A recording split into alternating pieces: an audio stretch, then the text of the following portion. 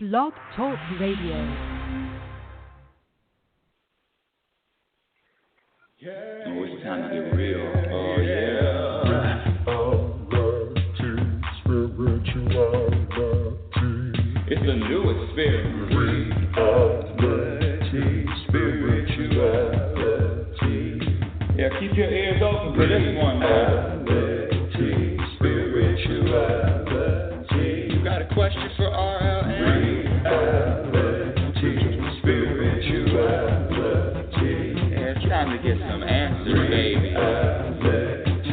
Spirituality. Oh, now we get real. Spirituality. Yeah, it's time to get down. Spirituality. Yeah, you gonna feel good now. Real good. Spirituality. That's what I'm talking about. Time to get real.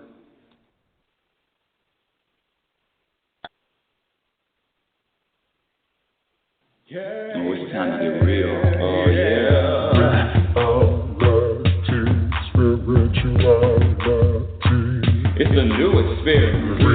Reality, spirituality. Yeah, keep your ears open. Welcome, everyone. Welcome to Reality Spirituality. I know, that was a long introduction. Lord have mercy, trying to multitask at the top of the show. Same time, of course, when the show is on, I get phone calls and whatever. Multitasking completed. Listen, thank you so much, and welcome to Reality Spirituality. I am your host, Rebecca Lynn Norrington, and what I am, who I am, is a self-proclaimed happiness specialist. And what does that mean? That means that my destiny, my purpose on this planet, at least for now, listen, I don't know what the universe is going to bring me tomorrow, but at least for now in this moment, I am here to share what I learned about how to experience more happiness in my own life. And before I get to that, let me just define happiness for you. Let me give you my definition of happiness.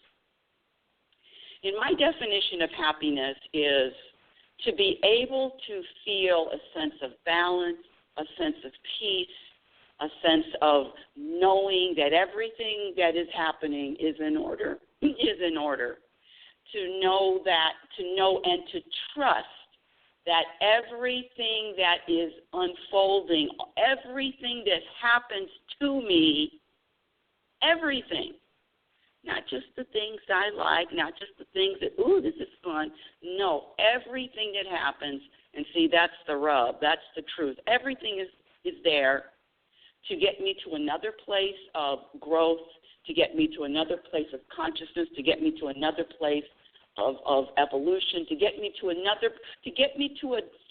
different level of being, as in other words, to grow. You know, I love telling this story, this example of before the World Trade Center. I don't know how many of you out there have been to the World Trade Center, but before it was blown up. But I remember standing on the top of the World Trade Center, one of the towers. It was actually the tower that had the antenna on it. And I remember looking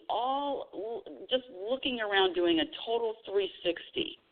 And from the top of the World Trade Center, I could see planes, small planes beneath me, planes flying beneath me. I'll never forget. And I could see the top of the Brooklyn Bridge. I mean, it is a view that I've never been up that high before, ever. Never been to the Sears Tower. So anyway, that was the tallest. And I'm afraid of heights. So I remember looking around and just seeing so many, far out, seeing the boroughs of New York. And that's why this growth is so important. Because there's a different view, there's a different level of perception. Your eyes see different things when you're on the top looking all over the world, looking as far as your eye can see, as opposed to being in the lobby. And so with growth comes more perspectives. Now, what does that mean, more perspectives? That means that I no longer look at the same problem, the same challenge, the same thing, the way I used to look at it 6 months ago or the way I used to look at it a year ago. Let me be more specific. If you listen to the show, you know I've moved from California, been, California born and raised forever. And I've moved to Oregon. I've actually, at the end of this month, end of February, I'll have been living in Oregon for 5 months. Now, unknowns to me, my world, my life, the way I knew it, of course, in California, has been just upside down, uprooted, and it's just changed. The external has changed. And quite frankly, I'm feeling the internal is changing too. And when I say change, I mean there's growth. There are things that I used to believe. There are things that I used to think were important. They're just not important anymore. And that is the key. The key is, do you on a regular basis monitor, notice, pay attention to your own growth? How are you different today than you were last week? How are you different today than you were last year? And when I ask those questions, I really want you to be specific, because it's like anything else. It's like celebrating a birthday or celebrating a holiday, celebrating Christmas or celebrating the 4th of July or New Year's Day. Whatever holidays you celebrate, it's the same. I'm up here trying to push growth as a celebration. Where are the awards for personal growth? The interesting thing, these awards, this notion that growth, personal growth is, I'm not even going to say it's not important. I think it's the most important. When you can predict how someone is going to behave, especially if you've known them for decades, you've known them all your life, and you can make a prediction. When you really, really know somebody, you know what bothers them, you know what upsets them, you know what pushes their buttons. Am I right? You know what your mother likes and doesn't like. You know what your father approves of and doesn't approve of. You know what your mate gets bothered by, right? And what I'm here to say is that when you grow, all of those things that used to bother you, all of those buttons, all of those things, you don't recognize the person anymore. Because what used to be important and what used to be serious and what used to matter doesn't matter when you grow. Okay, the topic for today, which is really, if you listen to the show, let me just put a warning up. When I remember, I like a warning sign, okay? Because let me tell you something. This message, my message, what I've learned, and I got my hand up because what I've learned today can change tomorrow. But what I've learned about the truth about happiness, the truth about happiness is that it is attached to that it goes along with a sense of vibration. How are you feeling? What is your vibration in any moment? Are you fearful? Are you scared? Are you sad? Are you nervous? Are you anxious?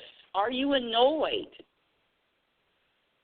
See, or are you peaceful? Are you content? Are you satisfied? Today's topic, which is one of my favorites, and it's one I didn't even Did I give you my definition of happiness? Okay, my definition of happiness is, I think I did, is to be able to be at peace, to feel calm, to feel balanced, to feel relaxed, regardless of what's happening out there in the world or inside your house. So let's get back to the selling dissatisfaction, which that is the topic of today's show. I've been interviewed on a lot of different shows over my, period of time that I've been, quote, out there.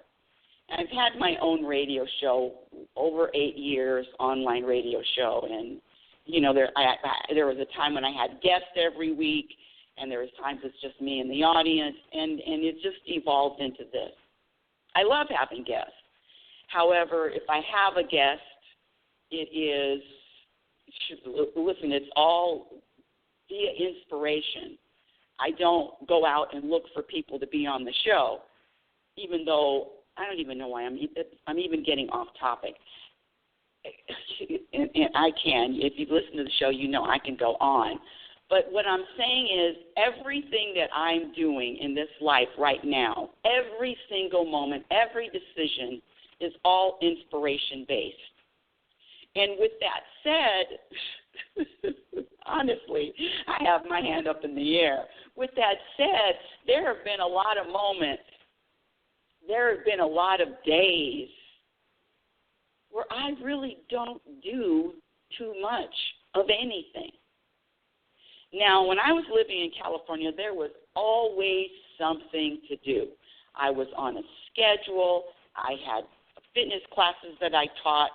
I taught classes every day, I think, except for Saturdays. Yeah, every day except for Saturdays. Yep, every day. Trying to remember back. And here, I just started, I'm going to start teaching on Thursdays, one class a week. Now, my point is this. Don't think that I don't have or don't have these thoughts of, oh, you're not doing enough, and your numbers at social media higher, or they're low, they higher, more followers, more listeners, all of those thoughts. It's really a sense of vibration and energy of dissatisfaction. And my hand is up because I've been on so many different shows as an interviewee, and even in the last few months.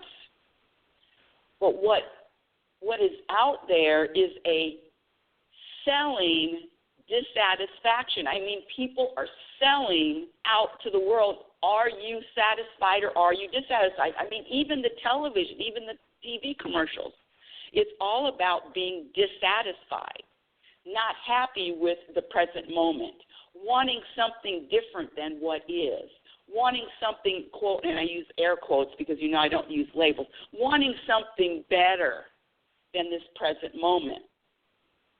And this selling of dissatisfaction is a virus. It's a cancer. It's permeated in everything out there. Everything from and listen, I like rap. I'm just going to tell you. Now, I don't like all rap, but there are some rappers I really like. I really love their music. And one of the things, if you look at rap videos, it's always about what I have, how much I have. Listen, I'm not judging. I'm just saying what the truth. What I have, how much I have, how many diamonds I have, where I live, what I'm driving, my chick, my girl, my guy.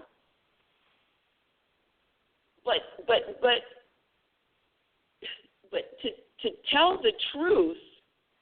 In fact, there is a young woman who is I say new to the game, but she's not really new. She's been on the scene for a while, but she's new to the rap game.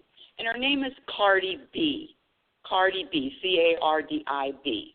Now, I love her personality. I think she's talented.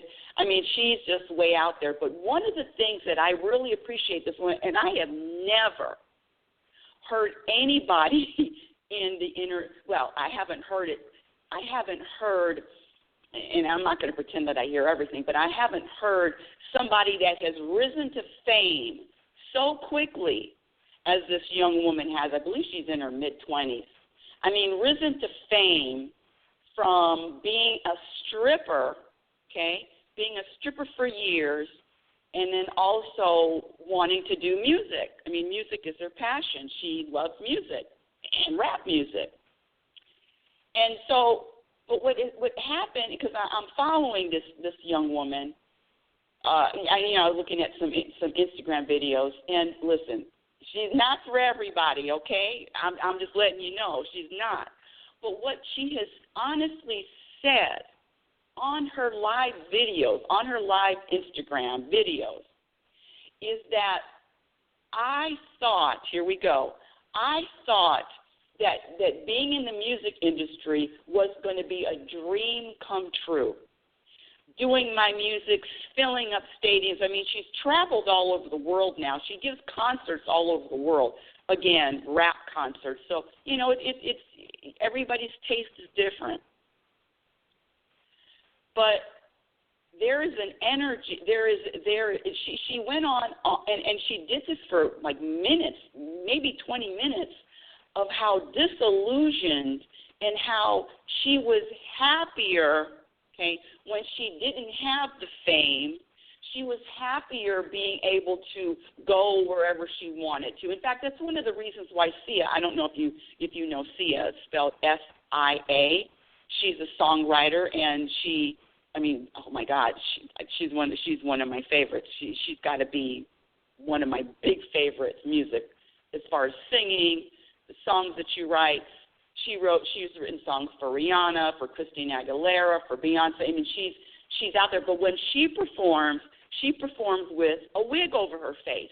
She performs with her eyes covered up. In other words, she doesn't want to be recognized for that same reason. Now, meaning that the price of fame, the price of being out there and being recognizable has a cost. Now, my point is this. There is an energy, a vibration of a dissatisfaction. In other words, feeling dissatisfied with your present moment. And everyone out there is selling and or programmed to be dissatisfied. Oh, I got to travel more. Oh, I have to, whatever it is, I have to do more of it. I'm not happy with where I am. I want something different. I'm not satisfied with where I am. I want something different. And let me tell you something, people. All of the I'm not going to say all, but a lot of the self-help, a lot of the gurus, a lot of the big muckety mucks out there they ask this question. It's not even ask a question. It's throw it in your face that you can't be satisfied with what's going on, right? You want more in your life, right? You want something, your vision boards, right? Vision boards. I want something else. I want a relationship. I want something else. And this wanting, this being dissatisfied, I love it because it's so clear and simple. This being dissatisfied, feeling dissatisfied, if you're dissatisfied in this moment, in this present moment, trust me, you will take that energy, that vibration of dissatisfaction into your future moments. It's really a big, I don't want to say big, but it's really out there. Ask anybody if they're satisfied. Are you satisfied? Now, I've told this story before. I'm going to tell it again. One of the woman in the world who, quote, unquote, has everything. Who is it? It's Oprah. And there were maybe 3 or 4 years ago, I don't remember exactly when it is, because what the universe has gifted me with is not having a good memory about anything in the past. Thank you for that, universe. Say it was 3 years ago, and Oprah put out a documentary, and it was called Belief, Belief. And it was over a period, I think, 3 years that she put together a lot of different religions and their beliefs. And so when she had it, and it aired on her own television station. I believe it aired every Sunday for 4 weeks or 5 weeks. It was a series. With all of that said, she needed people to advertise, because, she didn't have her TV show, so she needed people that advertised. So she reached out to a lot of the people in the spiritual self-help world that she knew, and little, I'm saying this in jest, and peons like me who have a little bit of a following, right? Can you advertise this series, this documentary? And she wanted people to have belief parties at their houses, on and on and on.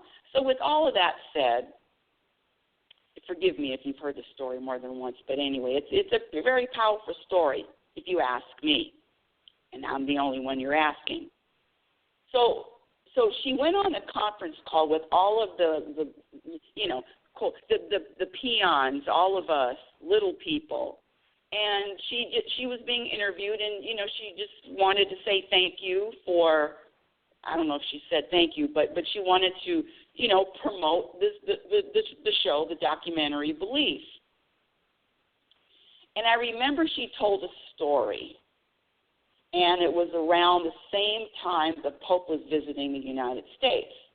So while Oprah is being interviewed, and I'm on a teleconference call, so there's a little over 1,000 of us that are on this call, this live call with Oprah. Now, we can't talk to her, we can't ask any questions, but we can listen. We can listen. And I'm listening, and this is the first time I've listened to this woman without a script, not on TV, and I'm listening, and I get a sense of, okay, this is a polished woman, very, come on, she knows how to speak. What I want to say is on script. That's what I want to say. It was on script. And then she tells a story about how she met, or even, I don't know if she met, but was in the same room as the Pope, and when the Pope visited the United States. And she said, I can tell that he was a man of God. I can tell that this man was special. And she's telling this story while we're all on this conference call. And this woman broke the script, and she went into her real,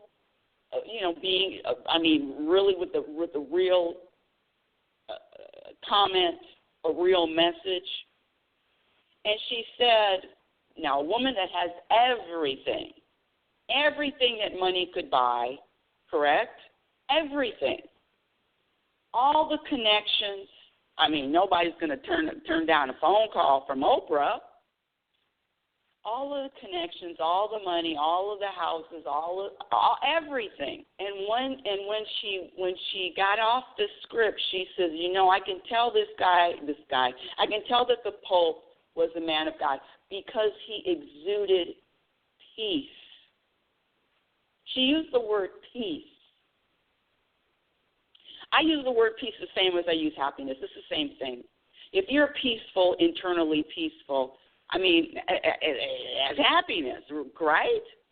That's what I mean. When I say happiness, I really do mean peace, balance, contentment, a state of openness, state of surrender, a state of trust. She said that this man exuded peace. And then she went into her Oprah, her Oprah accent, which I'm going to attempt to do right now. She says, I wish I had some of that peace. That's exactly what she said. I wish I had some of that peace. Now, the point is this, it's obvious. A woman that has everything,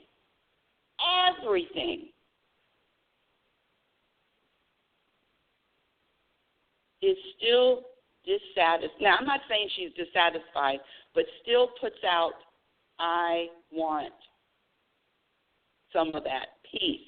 And that's all I'm talking about here, people. When I'm saying, when I'm talking about being dissatisfied, it's really a practice of deprogramming, okay? Because it is the programming of being dissatisfied. I mean, we don't come out wanting something other than who we are or what we have. We all learn that. I want something else. I want something more. I'm dissatisfied.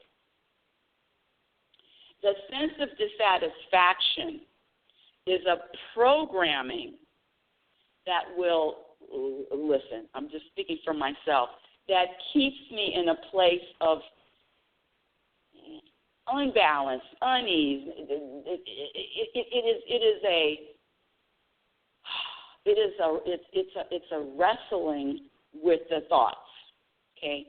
Because the sense of dissatisfaction always starts with these little letters that come together and make words, and the little words that come together that make sentences, and the sentences that make chapters, and now you got a story of why you're dissatisfied. And it's really becoming clear to me, clearer, because being in this new place, and if you listen to the show, you know I'm working on my second book, Program for Unhappiness.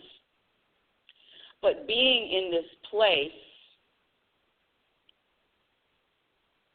and there are days, and I'm just opening up, there are days when I literally do nothing. I mean, when I say nothing, I mean, pittering around the house, washing, the household things. But I mean, literally nothing anybody would label productive. Meaning, I'm not writing today. I don't feel inspired to write today. Now, inside my head, I get these thoughts of, okay, so you're not writing, so you're not productive, so that's the reason for your mood, that's the reason for your vibration, that's the reason for your not feeling connected, because you're not writing, because you're not disciplined enough to write every day, right?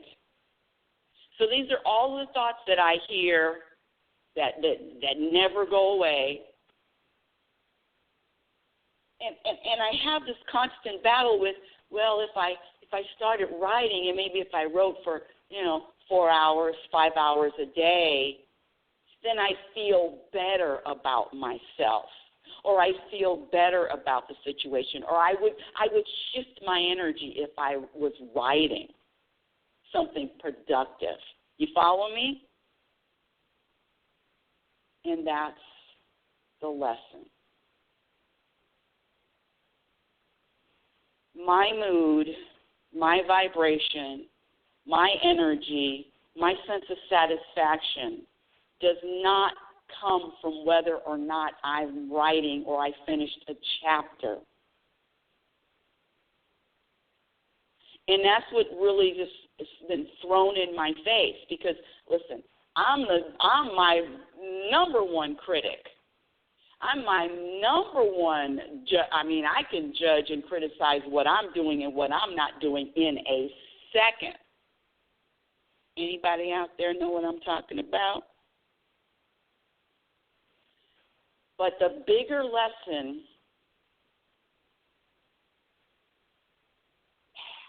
is, can I get to a point where I'm satisfied with just being? And when I say not doing anything, I mean not doing anything. Well, let me strike that. Not doing anything that my ego would give me a star for. See, my ego wants me to believe that, okay, if you're more disciplined, you would sit down and write for 3 hours, 4 hours a day. I mean, you got nothing else to do. Right? Thoughts. You know, let me just. This is one of my favorite quotes from Abraham. You cannot have a happy ending to an unhappy journey. And it really is about the journey, my dear audience. It really is about the journey. And so what you believe, you will experience. When you think something is great, you get to experience that. When you think something is terrible, you get to experience that. We are all living our interpretation of our events, our interpretation, our judgment of the event. And I'm here to say is to rise above that voice, rise above that critical voice, meaning no resisting it, no pushing it aside, no wanting the voice to say something different. No. We're not going to resist. We're going to accept, but we're going to recognize that voice, that second voice, that critical voice, that ego, whatever you want to put a label on it, keeps us in a state of feeling dissatisfied. So what do? What's the solution? What's the solution? Well, what I always do is I ask the universe for help. I do not, listen, I'm so lazy. I don't want to figure this stuff out myself. Universe, how do I vibrate satisfaction and energy of satisfaction in every moment? How do I vibrate an energy of balance, of trust, of satisfaction in every moment? How? See, there's a lot of praying and asking for things and for different circumstances. But I'm here to say that I just want to go higher. How do I get from being on the top of the World Trade Center to being on top of the earth, to being on top of the sun, to being on top of the, what is it, Alpha Centauri? I know that's the closest star to Earth, right? Let's hope. Let's hope it is. You know what I'm talking about. How do I get there, universe? Take me there. That's what I want. I want a level. I want more consciousness. You know what else is really, really, I talk about things being important. The conscious state, being able to remain open and remain fluid. I use this word fluid. I don't know if I used it last week, but it's one of my favorite words, to be fluid, meaning to be open to all possibilities, to be open to, I'm looking out at trees right now, and these trees are accepting of all kinds of weather and all kinds of possibilities and all kinds of animals and all kinds of things that go on. Being open and being fluid is huge. I remember years ago, I was rigid Rebecca Rigid Norrington. Rigid in the sense of you couldn't change my beliefs. You couldn't, I know. And even with this, my dear audience, even with this, I might come next week and have a totally different philosophy. But I'm still rooted in the consciousness of trusting that whatever is happening is supposed to happen, and whatever is not happening is not supposed to happen. Period. Trust. When you trust, there's no reason to worry. Whatever is happening, no matter what my eyes may tell me, no matter what my thoughts might try to scare me into believing, the truth is we are all in a place where we need to be. All of us. I don't care what it looks like. I don't care how it feels like. You are in whatever situation you're in for a reason.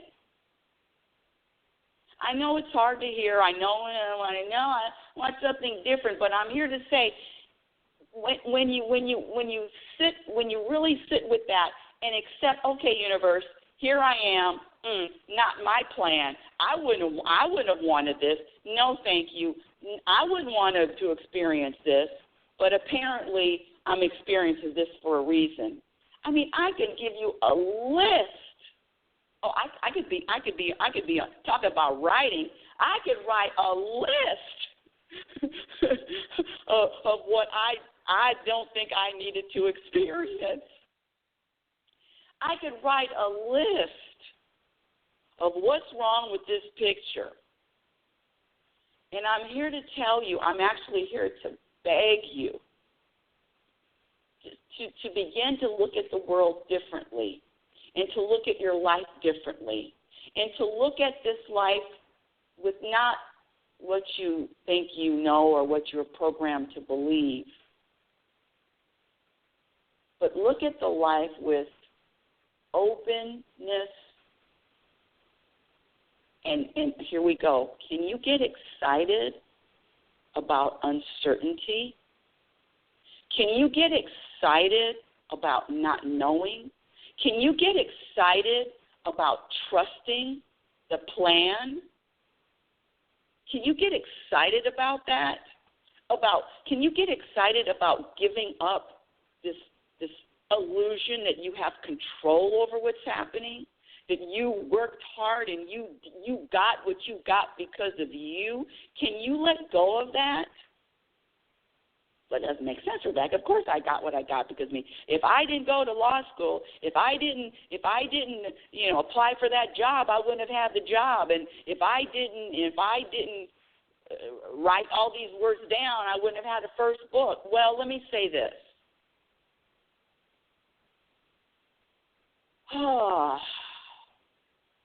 The programming of working, well, let me strike that. There is a programming that's out there that, yes, you have to work hard.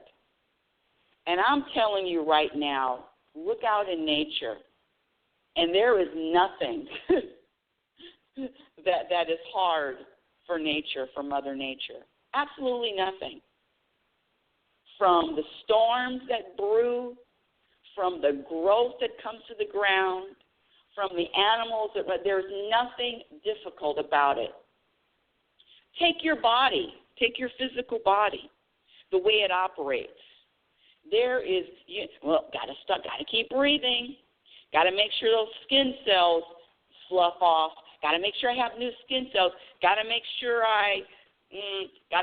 my brain is turned on. Got to make sure I put my foot in front of the left foot. Now I'm walking. There is no thought to that. It happens automatically, and I'm here to say that practicing trust and letting go of this picture, of this vision, that I think is best or that I want. All wants and all desires come straight from the ego. This sense of being satisfied with what is, this sense of being satisfied with not only self, but the planet, the world, and its state. Do you look out in the world and find fault? Do you find something wrong? Do you think something needs to be changed? There's a bigger picture. There's a different view that you can have. I know it's toward the end of the show, but my favorite, well, I have a lot of favorite authors, but the one that I'm really into now is David Hawkins, Hawkins. I mean, this guy is so deep. I'm reading The Eye of the Eye, from which nothing is hidden. He was alive, man. He'd be oh my God. This man, you can actually watch videos of him too on YouTube. David Hawkins, Hawkins. And I just want to read this just because it's really interesting. He talks about attitude. He talks about being being humble. He talks about what's a miracle, and I just have to read this. It says the willingness to overlook and forgive, kindness. The willingness to overlook and forgive, kindness, also known as kindness. I really want you to. This is for you. This being kind and overlook and forgive is for you. So I'm reading now, as a serious spiritual student, one has to resign from the self-appointed duties of being the one to judge, correct, control, direct, change the world, and express opinions about everything. Is that what I'm doing? As a serious spiritual student, one is no longer obligated to continue these chores, and instead they are tuned over to divine justice. So the question is, right? Because I don't do hypotheticals, but how do we right the evil in the world? Well, trust me, all evil, all of that which is not consciousness, which is not in the highest spirit, the highest energy, that doesn't calibrate higher than. I mean that calibrates higher than human nature. All of this stuff will fall. Every single dictator, every single person that has in other words, there is a cause and effect. The evil cannot stand. It's impossible. I'm getting off on a tangent now. I don't want to do that. Blah blah blah blah blah blah blah. Now I just want to share that he's talking about giving up causes and rallies for the oppressed, downtrodden, and other victims. Each person is merely fulfilling their own destiny. So we all are fulfilling our own destiny. And allow these people, meaning other people other than you, to do that. I don't even know if I'm making sense anymore because I'm trying to feel this out. Well, what I want to end with is you are not alone. You have an ally. You have an army. You have guidance from the universe. And even my people that are out there that are atheists, which is, listen, the sun shines on the serial killer and the Pope. When I say atheist, I mean not a believing in God. You don't even have to believe in God. But there is an energy out there. And all of this energy, and there are laws to the universe. Now, I don't care how much money you have. I don't care what your title is.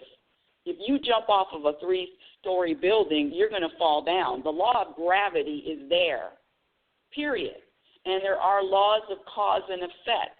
And there are laws of what's the big one? Attraction. Now, when I say laws of attraction, it's not, oh, gee, I visualize a new house and I get my new house. No, I'm talking about attracting like vibrations. So it's really about that person, you, my dear audience, the person that's in the mirror. It's about your journey. It's about your beliefs, your perception of what your journey looks like, feels like, should look like, should feel like. I mean, that should word. And when at the end of the week, I have to throw this out. Being grateful and thanking the universe for how this day looks. Because even me throwing it out there, I didn't do anything, is a judgment and a critique. What if I grew in that day, personal growth? What if I recognize that I'm not going to get any satisfaction out of writing? What I get satisfaction out of is just being. What if I had a light bulb and it hit me? Oh, what? Satisfaction just by being. What?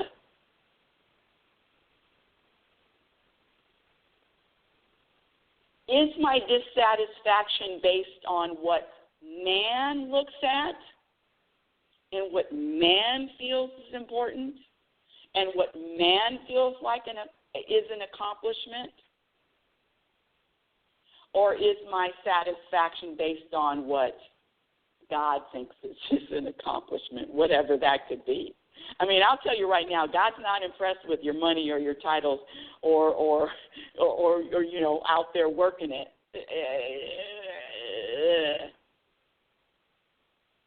You know what? Let me scratch that. I don't know. Let me just throw that out. I have no idea. But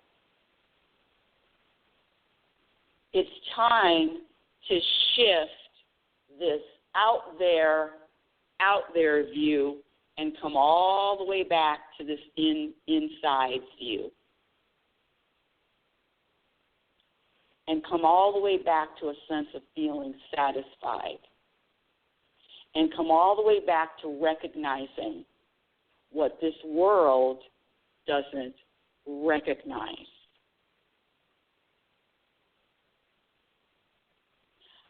Come back to loving, appreciating, acknowledging, trusting that it is perfection unfolding.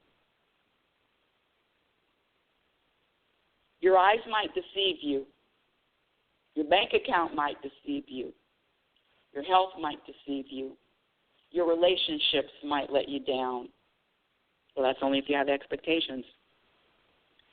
But this universal entity, energy, never does. Whatever is unfolding is supposed to happen. Whatever is not happening is not supposed to happen. It's very simple. The energy of satisfaction, the energy of being satisfied, feeling satisfied with all of it, not easy. But the practice will take you to another level. The practice of feeling satisfied, of being okay with the present moment, will take you to a place of peace in all moments. You've been listening to Reality Spirituality, which is heard every Sunday morning, 9 a.m. Pacific Standard Time. My website is RebeccaNorrington.com. Follow me on Twitter at RLNorrington. Instagram is Reality Spirituality. Reality Spirituality is on Facebook. You can go to Facebook and like Reality Spirituality. My first book, Reality Spirituality, The Truth About Happiness, can be purchased on Amazon.com, or you can buy a hard copy on Lulu. That's LULU.com. My second book, Program for Unhappiness, who knows when it's going to be finished, but I'm satisfied with every bit of progress or every lack of progress. Until next time, my dear audience, I want you to remember who you are. You're a physical extension of the universe. You're always evolving. You're always changing. You're always growing. Love is patient, and love is kind. Be patient, and be kind to yourself. Be your own best friend. Remember, you cannot have a happy ending to an unhappy journey. You've been listening to Reality Spirituality, the truth about happiness. Thank you. Talk to you next week. Have a great week. Have great moments. There you go. Yeah. Oh, it's time to get real. Oh, yeah.